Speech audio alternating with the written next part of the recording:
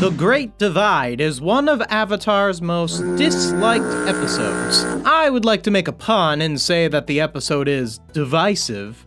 Get it? Great Divide? Divisive? But actually, it seems fans of the show are in agreement that this is the lowest quality episode. But is it a bad episode? Let's take a look at the reasons The Great Divide is so hated. Reason number 1. Caricatures. I think the biggest gripe most viewers have with The Great Divide is with the two tribes the episode focuses on. In this episode, we are introduced to two feuding tribes, the Ganjin and the Zhang. These tribes both have to cross this big canyon because they are fleeing from the Fire Nation. Aang, Katara, and Sokka get roped into their journey when Appa is volunteered to take the old and sick across the canyon. The two tribes are defined by one prominent characteristic. The Zhang are super dirty and the Ganjin is super clean. For a show that's as intelligent and nuanced as Avatar, that's a pretty weak premise. Think about it.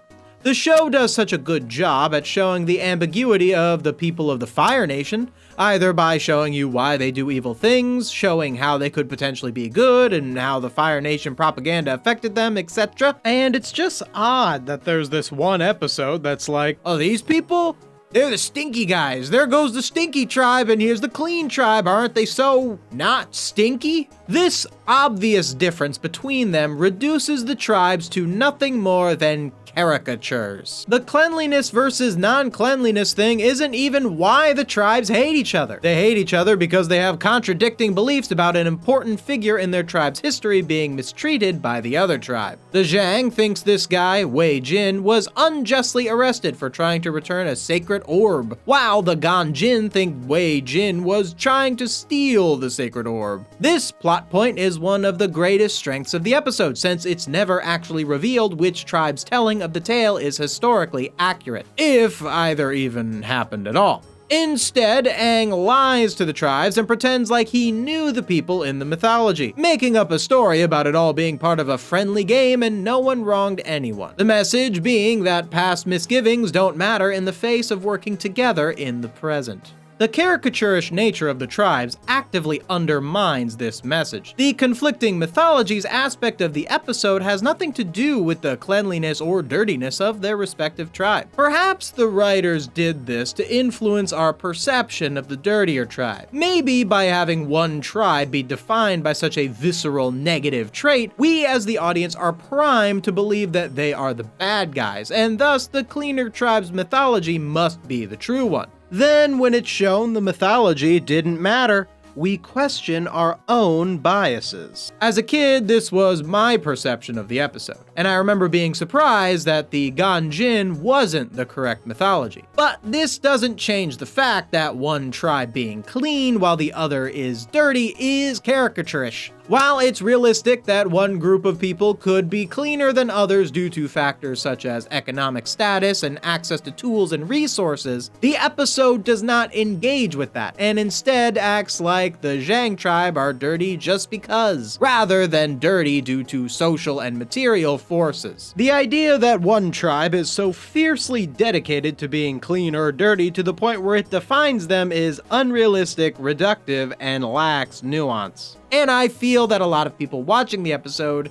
even younger viewers, may have unconsciously picked up on that. The episode probably would have been better off toning down the cleanliness versus dirtiness angle and instead focused on the economic differences between the two tribes. Like I said earlier, the most realistic reason one tribe would be dirty versus clean would be access to resources. So perhaps the Ganjin is a wealthier tribe, and that is why they are cleaner than the Zhangs. This could further reinforce the debate at the beginning of the episode between Sokka and Katara, where they argue over whether or not to put up a tarp in case it rains. Katara's position is to put up the tarp anyway, even though it's unlikely it'll rain, so as to always be prepared. While Sokka's position is to not waste effort putting up the tarp and instead use it as a blanket. Later on, when they join with the tribes, Katara sees that the Ganjin share her position, while Sokka sees the Zhang share his. If the behaviors of the tribes were influenced by their own material conditions,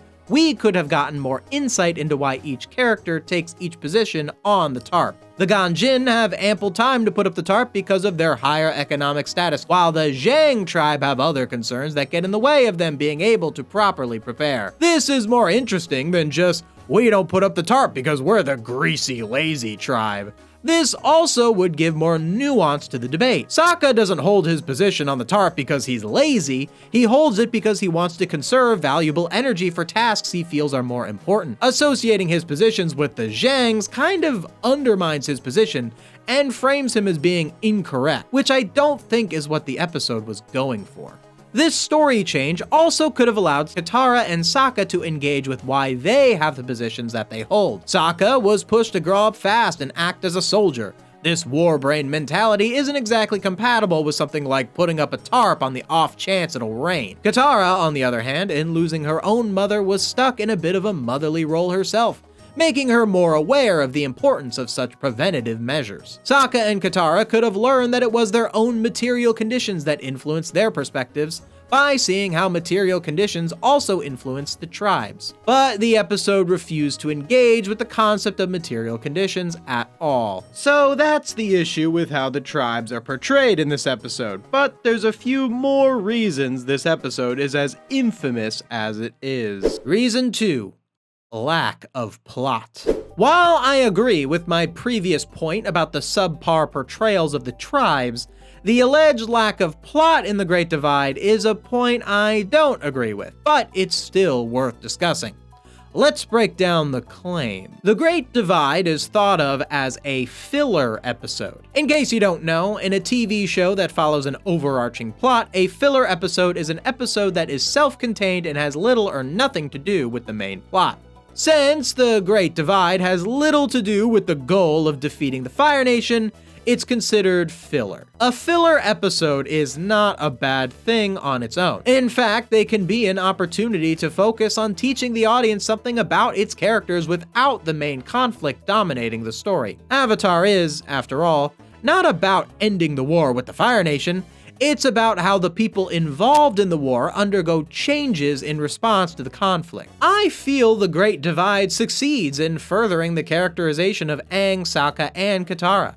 I already mentioned how it shows the differences between Katara and Sokka's resource and time management perspectives, but it's also one of the first major times we see Aang mediate a problem between two conflicting groups, which is one of the main duties of the Avatar. Aang's act of lying to the tribes about the true mythology is a way for him to learn how to settle disputes in clever and interesting ways. This is a problem that Aang couldn't solve by being more powerful than someone, so he was forced to employ a different tactic. This is something that happens multiple times throughout the series.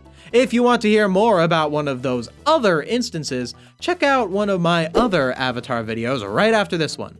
Link in the description.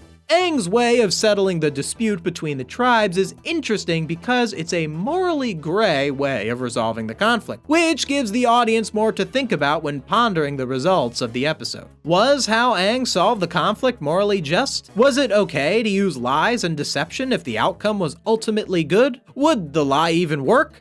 Could there possibly be some doubters of Aang's stories or even evidence against it that could send the tribes back to feuding? These are all questions that make the conclusion of the episode compelling and make Aang more of a layered, nuanced character than your typical righteous kids show hero. So those are the two main story reasons I think people take issue with The Great Divide. The caricaturist tribes, which I feel is a big problem, and its lack of connection to the main Fire Nation plot, which I personally don't have any problems with.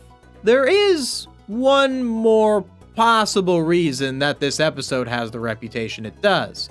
One that goes beyond its story. Reason 3, it apparently aired a lot.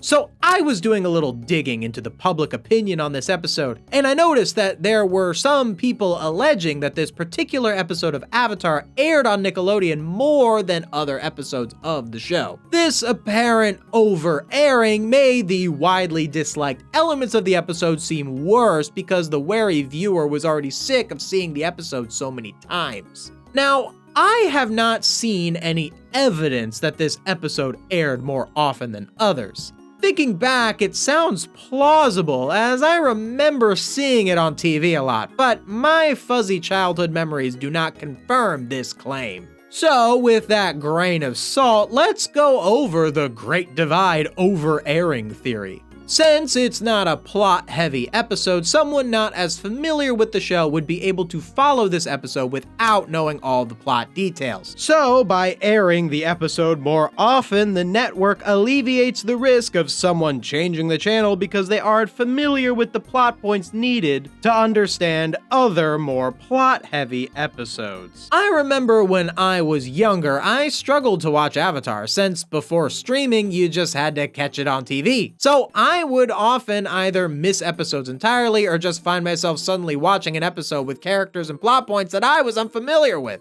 I never really got to appreciate Avatar until I got a DVR and recorded the entire series on it when they did one of those big marathons. But even if Nick didn't strategically air The Great Divide all the time, you still probably saw it pretty often if you were a regular Nick viewer. Great Divide was an early Season 1 episode, so already it would have had more time to get reruns compared to later episodes. Also, Avatar as a series only has around 60 episodes, and even assuming they aired all those episodes as reruns equally, once the series concluded, you're still much more likely to catch The Great Divide compared to, say, any random episode of SpongeBob, which had twice as many episodes by the time Avatar ended. But would the answer to the Great Divide airing question provide some valuable insight into its overall quality? Perhaps it would. If The Great Divide did air more often than other episodes, then it is most likely only a slightly flawed episode, with those flaws being perceived as worse due to its over-airing. But